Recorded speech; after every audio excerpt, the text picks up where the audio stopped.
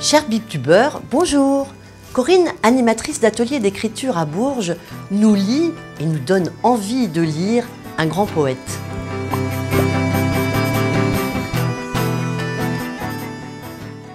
Les bons moments. Le Haut-Bout, 5 janvier 1989. Un matin de janvier, un beau silence de laine épaisse, seulement sous les pas, au réveil, le craquement de l'herbe raidie de gelée blanche et dans le lointain, vers la côte, la corne de brume. Le brouillard est si dense qu'en ouvrant le bec, on mâche une épaisse bouchée de brume froide.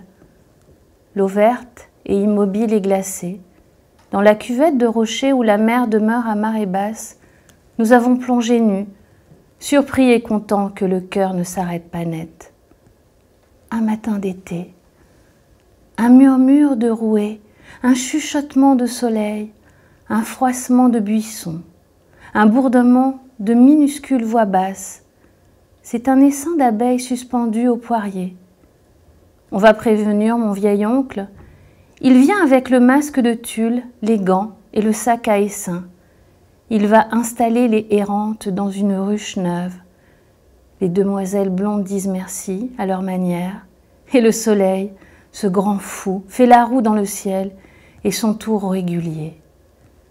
C'était comme ça la terre, celle des bons moments, dans les matins d'hiver, dans les matins d'été.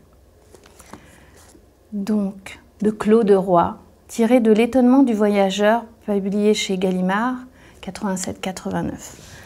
Donc Claude Roy est cet incroyable, je dirais, poète, immense poète, inusable poète, qu'on retrouve dans ses recueils, comme celui-ci, À la lisière du temps, que j'ai, comme on peut voir, particulièrement aimé, et Le voyage de Tonne, ou sinon dans ses journaux, ses carnets de voyage. Il a beaucoup voyagé et il a écrit poèmes, petites citations, lettres, réflexions. C'est surtout un poète du temps qui passe. À la lisière du temps nous permet vraiment de voir non seulement la terre, mais aussi, je dirais, une réflexion sur qui l'on est, où on va, l'amitié, l'amour, et tout ça avec une grande magie de la langue. C'est un poète extrêmement simple à lire dans le sens où il ne va pas utiliser des formes compliquées, il ne va pas mettre des mots qu'on ne comprend pas. Il a une vraie couleur, il s'adresse à nous et c'est extrêmement facile de lire et en même temps, il y a une grande pensée dans ce qu'il fait. Donc moi, je vous invite à découvrir Claude Roy, à découvrir la poésie de toute façon, mais à découvrir Claude Roy, que ça soit dans ses journaux.